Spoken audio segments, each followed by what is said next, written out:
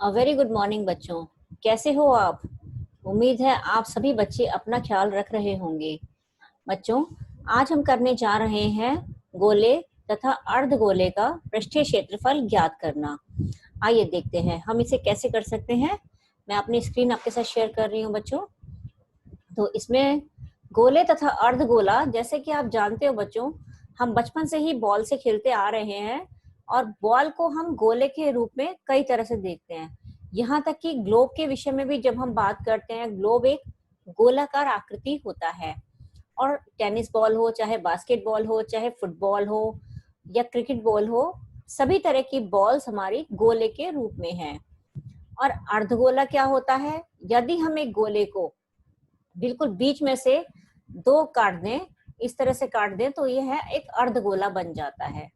इसका पृष्ठीय क्षेत्रफल जब हम निकालते हैं, गोले का पृष्ठीय क्षेत्रफल में वक्र पृष्ठीय क्षेत्रफल तथा संपूर्ण पृष्ठीय क्षेत्रफल दोनों एक जैसे होते हैं।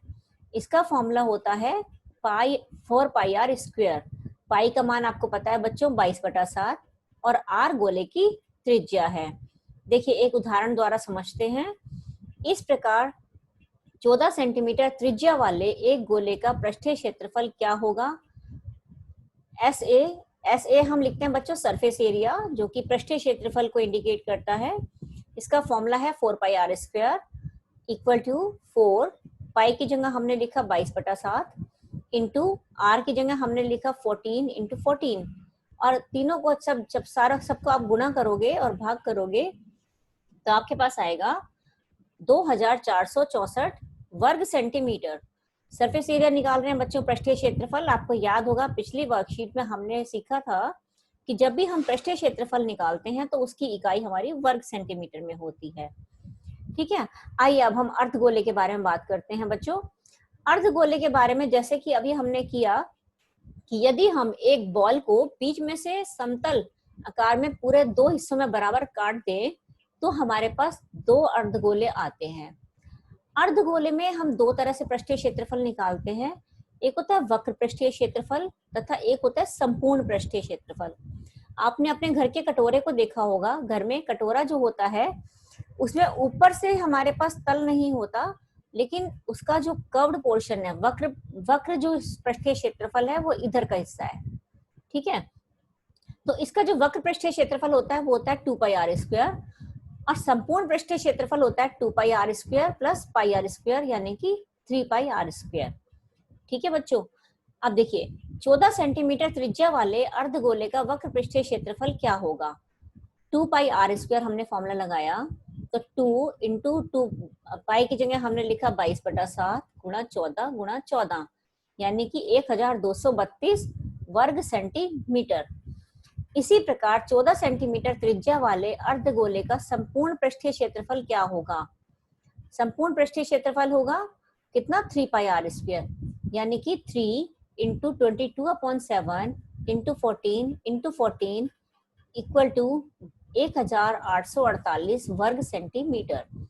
उम्मीद है आपको ये क्लियर हुआ होगा कि अर्धगोले का संपूर्ण पृष्ठीय क्षेत्रफल और वक्र पृष्ठीय क्षेत्रफल में क्या अंतर है। आइए एक और उदाहरण द्वारा हम इसे समझते हैं। एक अर्धगोलाकार कटोरा 0.25 सेंटीमीटर मोटी स्टील से बना है। इस कटोरे की आंतरिक त्रिज्या 5 सेंटीमीटर है। कटोरे का आंतरिक वक्र पृष्ठीय क्षेत्रफल, सेकंड बाहरी वक्र पृष्ठीय क्षेत्रफल तथा कुल पृष्ठीय क्षेत्रफल ज्ञात कीजिए यदि पाई बराबर 3.14 हो। बच्चों आपको याद होगा कि यदि हमारे पास पाई हमें दे रखा है 3.14 तो हम क्वेश्चन में पाई का मान 3.14 लिखेंगे, और यदि यह नहीं दे रखा तो हम पाई का मान 22/7 लेते हैं। इसका हल देखिए हम कैसे करेंगे। सबसे पहले हम ये देखते हैं बच्चों किसी भी क्वेश्चन में कि हमें क्या दे रखा है और हमें क्या निकालना है, तभी हम उनको कोरिलेट कर पाते हैं।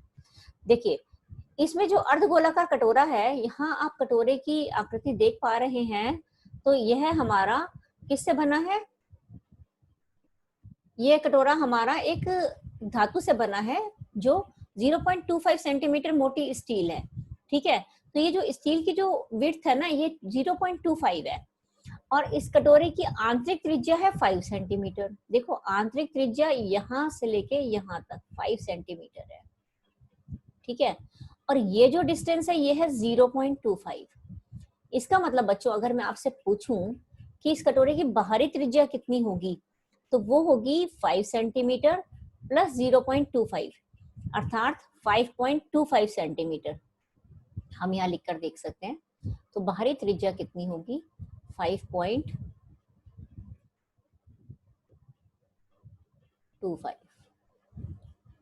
ठीक है, डेसिमल ऐसे नहीं लग पा रहा है, ऐसे लगा देते हैं, 5.25 सेंटीमीटर। अब देखिए आंतरिक वक्र पृष्ठीय क्षेत्रफल निकालना बहुत आसान है। 2πr² का फॉर्मूला हम लगा रहे हैं। तो हमने लिखा 2 गुणा 3.14 गुणा 5 गुणा 5, क्योंकि आंतरिक त्रिज्या 5 सेंटीमीटर है। इनको गुणा करके हमारे पास आया 157 वर्ग सेंटीमीटर। सेकंड पार्ट है कटोरे की बाहरी वक्र पृष्ठीय क्षेत्रफल। इसका मतलब हमें बाहरी त्रिज्या की जरूरत है, और बाहरी त्रिज्या अभी हमने ज्ञात किया कि 5.25 सेंटीमीटर है। तो अब हम इसी फॉर्मूले में अर्धगोलाकार कटोरे का बाहरी वक्र पृष्ठीय क्षेत्रफल बराबर 2πr², इस फॉर्मूले में हम 2 गुणा 3.14 गुणा 5.25 गुणा 5.25, जहां 5 और 5 लिखा था, यहाँ पर बाहरी वक्र पृष्ठीय क्षेत्रफल निकालने के लिए हम इसमें 5.25 इंटू 5.25 लिखेंगे, जो कि हमारा आंसर आया 173.09 वर्ग सेंटीमीटर। अब इन्होंने पूछा है कुल पृष्ठीय क्षेत्रफल ज्ञात करो। यहाँ एक समझने वाली बात है बच्चों, कुल पृष्ठीय क्षेत्रफल मीन्स जो ये धातु है, सिर्फ हमें ये वाला जो पोर्शन है, आप इसको अगर समझ पा रहे हैं तो ये जो हिस्सा है, ये देखिए आपको ये डबल लाइन नजर आ रही है ना, इसके बीच में जो ये पोर्शन नजर आ रहा है, ये सारा अगर हम ऊपर की तरफ से देखेंगे, इसका ऊपर का टॉप व्यू देखेंगे, तो ये हमें एक रिंग की तरह नजर आ रहा है। तो इसको हम कैसे निकालेंगे? आंतरिक वक्र पृष्ठीय क्षेत्रफल प्लस बाहरी वक्र पृष्ठीय क्षेत्रफल प्लस इस रिंग का क्षेत्रफल, इस रिंग का क्षेत्रफल। ठीक है, अब इसको हम कैसे करेंगे? देखो आंतरिक वक्र पृष्ठीय क्षेत्रफल हमने निकाला है 157 हमारा आया था यहाँ से। इसके बाद हमारा बाहरी वक्र पृष्ठीय क्षेत्रफल आया था 173.09 वर्ग सेंटीमीटर। और रिंग का क्षेत्रफल कितना होगा बच्चों? यहाँ वृत्त का फॉर्मूला लगाएंगे हम। एक आपको पता है कि बाहरी जो वृत्त है उसके क्षेत्रफल में से अगर हम अंदर वाले वृत्त का क्षेत्रफल माइनस कर देंगे तो रिंग का क्षेत्रफल आ जाएगा। इसका फॉर्मूला हम लगा सकते हैं pi capital R square minus small r square.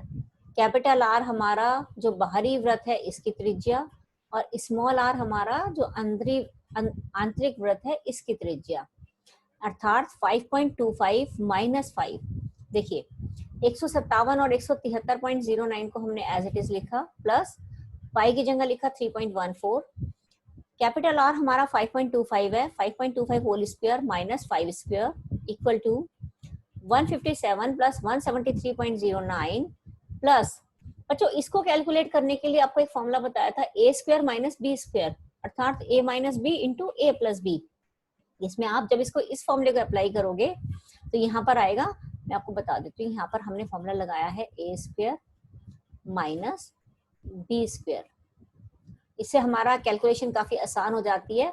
तो एक बार हम 5.25 में से 5 को माइनस कर रहे हैं, यानी कि हमारे पास आ गया 0.25, और दूसरी बार हम जमा कर रहे हैं तो 10.25, और उन दोनों को मल्टीप्लाई करके हमारे पास आया 8.05। तो अब हमारे पास आ गया 338.14 वर्ग सेंटीमीटर। बच्चों एक बात और ध्यान रखिएगा, यहाँ पर एक संख्या दशमलव में नहीं है, कोई संख्या दशमलव में 2 स्थान तक दे रखा है, यहाँ भी दशमलव के 2 स्थान दे रखे हैं। जिन बच्चों को इस तरह से जमा करने में मुश्किल आती है वो संख्याओं को एक के नीचे एक लिखकर जमा करेंगे और फिर आपकी कभी भी गलती नहीं होगी। तो इस तरह से हमने आज सीखा गोले और अर्धगोले का पृष्ठीय क्षेत्रफल निकालना। आइए मैं इन फॉर्मूलाज को एक बार फिर से रिवाइज करवा देती हूँ। गोले का पृष्ठीय क्षेत्रफल एक ही तरह का होता है बच्चों, वक्र पृष्ठीय क्षेत्रफल चाहे संपूर्ण पृष्ठीय क्षेत्रफल, जो कि है 4πr²। अर्धगोले का पृष्ठीय क्षेत्रफल हम 2 प्रकार से निकालते हैं, वक्र पृष्ठीय क्षेत्रफल 2πr² और संपूर्ण पृष्ठीय क्षेत्रफल होता है 3πr²। तो इसके साथ ही अब आपको एक एक्सरसाइज दी है नीचे, प्रयास कीजिए इन क्वेश्चंस को आप करके देखना। यदि आपको कोई मुश्किल आती है तो आप हमसे कमेंट्स में पूछ सकते हैं, तो इसका हम आपको आंसर देने की पूरा प्रयास करेंगे और आपसे कांटेक्ट करेंगे। धन्यवाद बच्चों, आपने इस वीडियो को अंत तक देखा। इसे लाइक, शेयर और सब्सक्राइब करना ना भूलें, अपने दोस्तों के साथ शेयर करें। Thank you so much. Thank you बच्चों, उम्मीद है आपको ये लेसन पसंद आया होगा। तो आज हमने सीखा गोले और अर्धगोले का पृष्ठीय क्षेत्रफल ज्ञात करना। इसके नेक्स्ट वीडियो में हम सीखेंगे गोले तथा अर्धगोले का आयतन ज्ञात करना। Thank you so much. Have a good day.